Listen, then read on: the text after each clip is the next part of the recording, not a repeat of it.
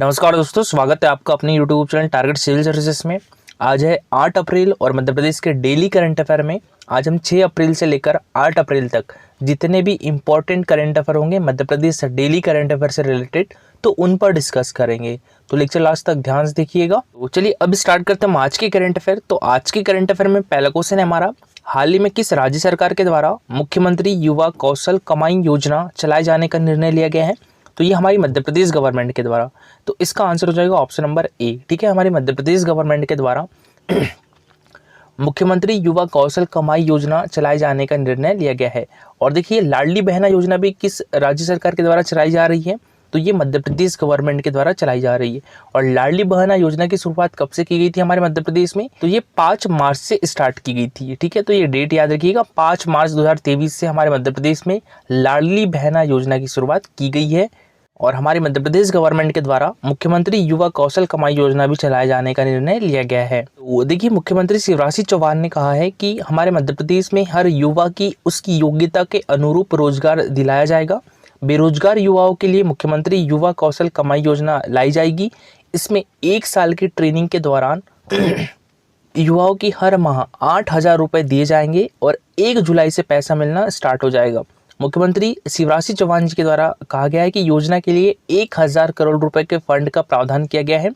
Portal पर 1 जून से registration भी शुरू हो जाएंगे। नेक्स्ट क्वेश्चन दोस्तों हमारा, संजय गांधी ताप विद्युत गृह बिरसिंहपुर हमारे मध्य प्रदेश के किस जिले में स्थित है? तो ये उमरिया जिले में स्थित है। तो इसका आंसर क्या हो जाएगा? Option number C. ठीक है, संजय गांधी ताप विद्युत गृह बिरसिंहपुर हमारे मध्य प्रदेश के उमरिया जिले में स्थित है। और देखिए, ये अभी न्यूज में क्यों है? तो 4 अप्रैल 2023 को Madhya Pradesh power generating company के संजय गांधी ताप विद्युत गृह बिरसिंहपुर ने वित्तीय वर्ष 2022-23 में कुल 8,758.8 मिलियन यूनिट विद्युत उत्पादन के साथ 74.6% प्लांट लोड फैक्टर अर्जित कर विद्युत गृह बिरसिंहपुर के इतिहास में सर्वाधिक विद्युत उत्पादन और सर्वोच्च PLF अर्जित करने का रिकॉर्ड बनाया है। संजय गांधी ताप विद्युत गृह बिरसिंहपुर हमारे मध्य प्रदेश के उमरिया जिले में है। और बात करें हम यहाँ पर संजय गांधी ताप विद्युत गृह बिरसिंहपुर की, तो इसकी वर्तमान में क्षमता कितनी है? ये 1340 मेगावाट की है। ठीक है, इसकी क्षमता कितनी है? 1340 मेगावाट की है।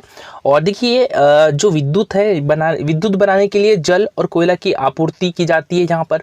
तो ये जो जल और कोयला की आपूर्ति की जाती है, ये किस घाटी से की जाती है यहाँ पर? तो ये की जाती है जोहिला घाटी से। याद रखिएगा, संजय गांधी ताप विद्युत गृह में जल और कोयला की जो आपूर्ति है वो किस घाटी से की जाती है? तो जोहिला घाटी से की जाती है। और हमारे मध्य प्रदेश का पहला ताप विद्युत केंद्र कौन सा था? चांदनी ताप विद्युत केंद्र था। चांदनी ताप विद्युत केंद्र कहाँ पर है? ये बुरहानपुर डिस्ट्रिक्ट में है। ठीक है, तो याद रखिएगा, चांदनी ताप विद्युत केंद्र कहाँ पर है? बुरहानपुर डिस्ट्रिक्ट में है। इसकी स्थापना कब की गई थी? तो ये 1953 में की गई थी। ठीक है, और यह मध्य प्रदेश का सबसे छोटा ताप विद्युत केंद्र भी है। ठीक है, और देखिए, विंध्याचल ताप विद्युत केंद्र कहाँ पर है? तो विंध्याचल ताप विद्युत केंद्र जो है ये सिंगरौली डिस्ट्रिक्ट में है। ठीक है, और सिंगरौली को हमारे मध्य प्रदेश की ऊर्जा राजधानी भी कहा जाता है। तो विंध्याचल ताप विद्युत केंद्र कहाँ पर है? ये बैडन में है और बैडन सिंगरौली में है। इसका निर्माण किस देश की सहायता से करवाया गया था? तो रूस की सहायता से करवाया गया था। ये काफी बार एग्जाम में पूछा जा चुका है। ठीक है, विंध्याचल ताप विद्युत केंद्र जो है इसका निर्माण किस देश की सहायता से करवाया गया था? तो रूस की सहायता से करवाया गया था। और इसकी वर्तमान में क्षमता कितनी है?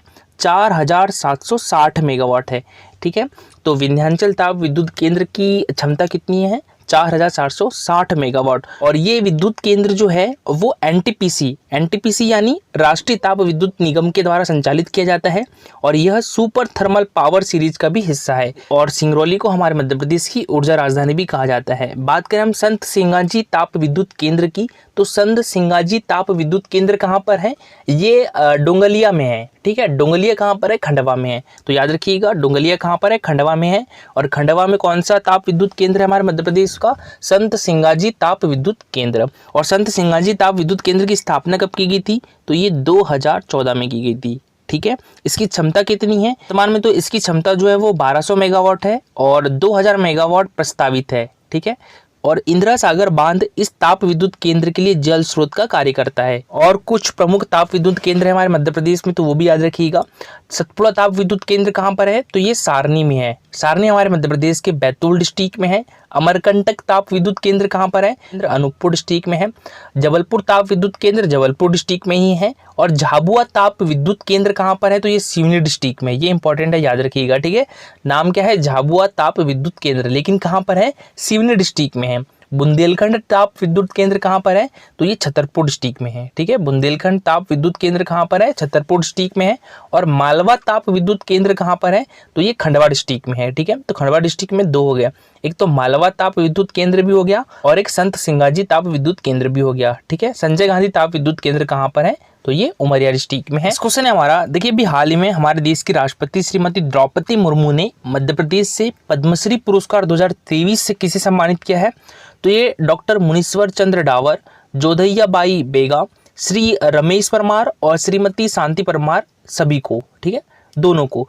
तो इसका आंसर क्या जाएगा? ऑप्शन नंबर डी, ये सभी को अभी हाल ही में हमारे देश की राष्ट्रपति द्रौपदी मुर्मू ने पद्मश्री पुरस्कार 2023 से सम्मानित किया है। सबसे पहले हम बात करें यहाँ पर डॉक्टर मुनीश्वर चंद्र डावर की, तो ये चिकित्सक है और इनका संबंध हमारे मध्य प्रदेश के जबलपुर डिस्ट्रिक्ट से है। इनको किस क्षेत्र में पद्मश्री पुरस्कार 2023 से सम्मानित किया गया है? चिकित्सा के क्षेत्र में इनको पद्मश्री पुरस्कार 2023 से सम्मानित किया गया है। और देखिए बात करें हम यहाँ पर जोधैया बाई बेगा की, तो इनका संबंध हमारे मध्य प्रदेश के उमरिया डिस्ट्रिक्ट से है, याद रखिएगा, ये हमारे मध्य प्रदेश की उमरिया डिस्ट्रिक्ट से है।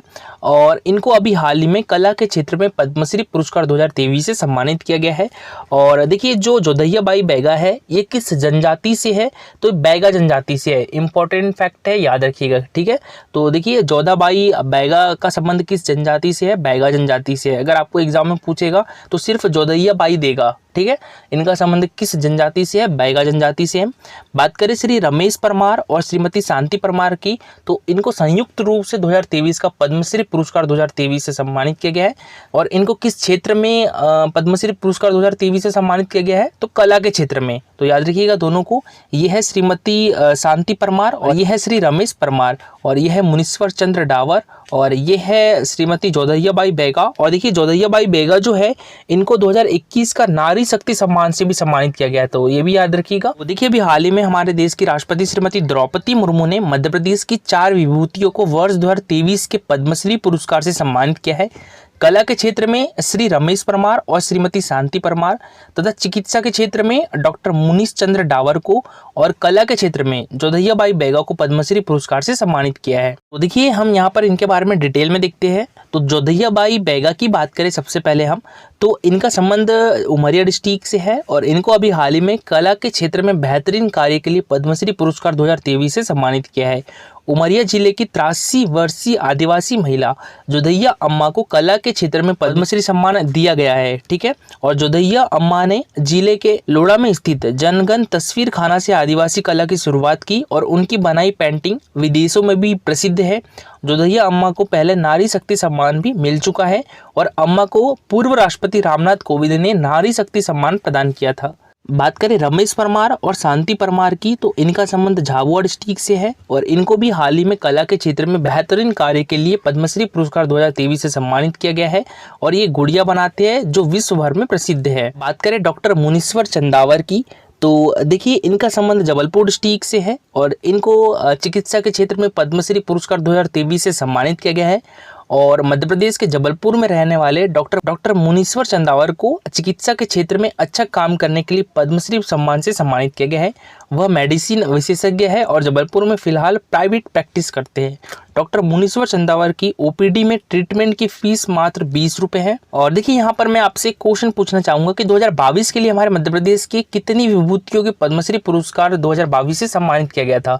तो इसका आंसर कमेंट बॉक्स में लिखिएगा। सॉरी मैंने यहाँ पे 5 लिख दिया, तो 5 ही विभूतियों को पद्मश्री पुरस्कार 2022 से सम्मानित किया गया था, तो आप उनका नाम लिखिएगा, ठीक है। तो कमेंट बॉक्स में आप उनका नाम लिखिएगा और उनको किस क्षेत्र में पद्मश्री पुरस्कार मिला है और किस जिले से संबंधित है। नेक्स्ट क्वेश्चन है हमारा, फौजी मेला 2023 का आयोजन हमारे मध्य प्रदेश के किस शहर में किया गया है? तो ये भोपाल में किया गया है, लाल परेड ग्राउंड में किया गया था। तो इसका आंसर हो जाएगा ऑप्शन नंबर बी, ठीक है। फौजी मेला 2023 का आयोजन हमारे मध्य प्रदेश की राजधानी भोपाल में किया गया था। इसका शुभारंभ किसके द्वारा किया गया था? तो इसका शुभारंभ हमारे मध्य प्रदेश के मुख्यमंत्री शिवराज सिंह चौहान जी और हमारे देश के तीनों सेनाओं के सेना अध्यक्ष के द्वारा इसका शुभारंभ किया गया था। और ये कितने दिन तक की चला था? तो 3 दिन चला था, ठीक है। कब से कब तक? 29 मार्च से लेकर 1 अप्रैल तक की इसका आयोजन किया गया था। और इसका समापन किसके द्वारा किया गया था? तो हमारे देश के रक्षा मंत्री राजनाथ सिंह, हमारे देश के प्राइम मिनिस्टर नरेंद्र मोदी ने इसका समापन किया था। कब? 1 अप्रैल 2023 को। और उसी दिन हमारे मध्य प्रदेश के रानी कमलापति रेलवे स्टेशन से लेकर दिल्ली तक वंदे भारत एक्सप्रेस का भी शुभारंभ किया था। वंदे भारत एक्सप्रेस की बात करें तो ये कहाँ से कहाँ तक चलेगी? रानी कमलापति रेलवे स्टेशन भोपाल से लेकर दिल्ली तक चलेगी और ये 11वीं वंदे भारत एक्सप्रेस है, ठीक है। नेक्स्ट क्वेश्चन है हमारा, देखिए भी हाल ही में मध्य प्रदेश योग आयोग का अध्यक्ष किसे नियुक्त किया गया है? तो ये वेद प्रकाश शर्मा को। तो इसका आंसर क्या जाएगा? Option number B. देखिए ये क्वेश्चन ऐसा होना था, देखिए पहले ही नियुक्ति की जा चुकी थी इनकी। योग आयोग का अध्यक्ष कौन है? तो ये वेद प्रकाश शर्मा जी हैं। इनको अभी हाल ही में कैबिनेट मंत्री का दर्जा प्रदान किया गया है। तो देखिए योग आयोग के अध्यक्ष कौन है? वेद प्रकाश शर्मा जी है और इनको अभी हाल ही में कैबिनेट मंत्री का दर्जा प्रदान किया गया है। अभी हमारे मध्य प्रदेश गवर्नमेंट के द्वारा कुछ विभागों के अध्यक्षों को कैबिनेट मंत्री का दर्जा प्रदान किया है, जिसमें से योग आयोग के अध्यक्ष वेद प्रकाश शर्मा जी भी है और भोपाल विकास प्राधिकरण के अध्यक्ष कृष्ण मोहन सोनी जी भी हैं और माटीकला बोर्ड के अध्यक्ष रामदयाल प्रजापति जी भी है। राज्य प्रवासी आयोग के अध्यक्ष भागचंद उइके जी भी है। देखिए 31 मार्च 2023 को मध्य प्रदेश सामान्य प्रशासन विभाग ने आदेश जारी कर हमारे मध्य प्रदेश के निगम, मंडल, प्राधिकरण, आयोग, कमेटी और बोर्ड के अध्यक्षों एवं उपाध्यक्षों को क्रमशः कैबिनेट एवं राज्य मंत्री का दर्जा प्रदान किया है। सामान्य प्रशासन विभाग के द्वारा जारी आदेश के अनुसार निम्नलिखित निगम, मंडल, प्राधिकरण, आयोग, कमेटी, बोर्ड के अध्यक्षों को कैबिनेट मंत्री का दर्जा प्रदान किया गया है, जिसमें से भोपाल विकास प्राधिकरण के अध्यक्ष कृष्ण मोहन सोनी जी भी हैं, योग आयोग के अध्यक्ष वेद प्रकाश शर्मा जी भी हैं, माटीकला बोर्ड के अध्यक्ष रामदयाल प्रजापति जी भी है, राज्य प्रवासी आयोग के अध्यक्ष भागचंद वीके जी भी है, श्रम कल्याण मंडल के अध्यक्ष भगवान दास गोंडाने भी है, बास विकास प्राधिकरण के अध्यक्ष घनश्याम पिरोनिया भी है, कोल विकास प्राधिकरण के अध्यक्ष रामलाल रोतेले भी है और हज कमेटी के अध्यक्ष रफत वारसी जी भी है। इस क्वेश्चन है हमारा, देखिए भी हाल ही में किस जिले की बबीता राजपूत को प्रधानमंत्री नरेंद्र मोदी जी के द्वारा रियल हीरो अवार्ड से सम्मानित किया गया है? तो इनका संबंध है छतरपुर डिस्ट्रिक्ट से, ठीक है। ये छतरपुर डिस्ट्रिक्ट के अंगरोठा गांव की रहने वाली है।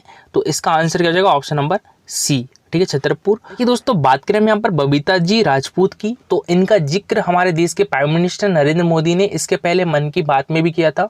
उस टाइम भी मैंने ये क्वेश्चन बनाया था और अभी हाल ही में इनको हमारे देश के प्राइम मिनिस्टर नरेंद्र मोदी ने रियल हीरो अवार्ड से सम्मानित किया है और ये है बबीता राजपूत जी। किस जिले से है? तो छतरपुर डिस्ट्रिक्ट के अंगरोठा गांव से है। और देखिए ये जो जिस गांव में रहती थी वहां से पानी लाने के लिए 2 से 3 किलोमीटर दूर जाना पड़ता था। एक पहाड़ी थी, उसे चढ़कर जाना पड़ता था। तो इन्होंने वो पहाड़ी को काटकर एक नहर बनाई, वहां से जो पानी है वो लाया गया और ये अभी जल संरक्षण का कार्य कर रही है। तो ये क्वेश्चन भी मोस्ट इंपॉर्टेंट हो जाता है, याद रखिएगा, ठीक है। तो देखिए हाल ही में हमारे देश के प्राइम मिनिस्टर नरेंद्र मोदी ने बबीता राजपूत को रियल हीरो सम्मान से सम्मानित किया है। 4 चैनल के कार्यक्रम में प्राइम मिनिस्टर नरेंद्र मोदी ने यह अवार्ड प्रदान किया है। इसके एक दिन पहले 29 मार्च को भारत सरकार के जल शक्ति मंत्रालय की ओर से न्यू दिल्ली में ही जल प्रहरी अवार्ड दिया गया है। बबीता ने वर्ष 2021 में गांव के 80 हेक्टेयर क्षेत्रफल तालाब को बारिश के जल से भरने 107 मीटर पहाड़ खोदकर नहर बना दी थी और नदी पुनर्जीवन कार्य के लिए भिंड के मनीष राजपूत जी को भी 29 मार्च को जल शक्ति मंत्रालय ने जल प्रहरी अवार्ड से सम्मानित किया है। तो मनीष राजपूत जी का नाम भी याद रखिएगा, ठीक है। मनीष राजपूत जी का संबंध किस जिले से है? तो भिंड डिस्ट्रिक्ट से है और इनको भी जल प्रहरी अवार्ड से सम्मानित किया गया है। नेक्स्ट क्वेश्चन है हमारा, देखिए अभी हाल ही में मध्य प्रदेश के कितने हस्तशिल्प उत्पाद को जीआई टैग प्राप्त हुआ है? तो ये 6 हस्तशिल्प उत्पाद को। तो इसका आंसर क्या जाएगा? ऑप्शन नंबर सी, ठीक है, 6। और कुल टोटल जीआई टैग प्राप्त कितने उत्पाद को किया जा चुका है? हमारे मध्य प्रदेश के 9 उत्पाद को, जिसमें से 6 जो है वो हस्तशिल्प है और एक हमारे मध्य प्रदेश के सरबती गेहूं को भी जीआई टैग प्राप्त हुआ है और एक जो है रीवा का सुंदर राजा आम को भी जीआई टैग प्राप्त हुआ है और एक मुरैना की गजक मिठाई को भी जीआई टैग प्राप्त हो चुका है, ठीक है। तो 2023 में हमारे मध्य प्रदेश के कुल कितने उत्पाद को जीआई टैग प्राप्त हो चुका है? 9 उत्पाद को, जिसमें से हस्तशिल्प कितने उत्पाद है? तो हस्तशिल्प 6 उत्पाद है, ठीक है। देखिए मध्य प्रदेश का सुप्रसिद्ध सरबती गेहूं को अब देश की बौद्धिक संपदा में सम्मिलित हो गया है और कृषि उत्पाद श्रेणी में सरबती गेहूं सहित रीवा के सुंदरराजा आम को हाल ही में जीआई टैग प्राप्त हुआ है।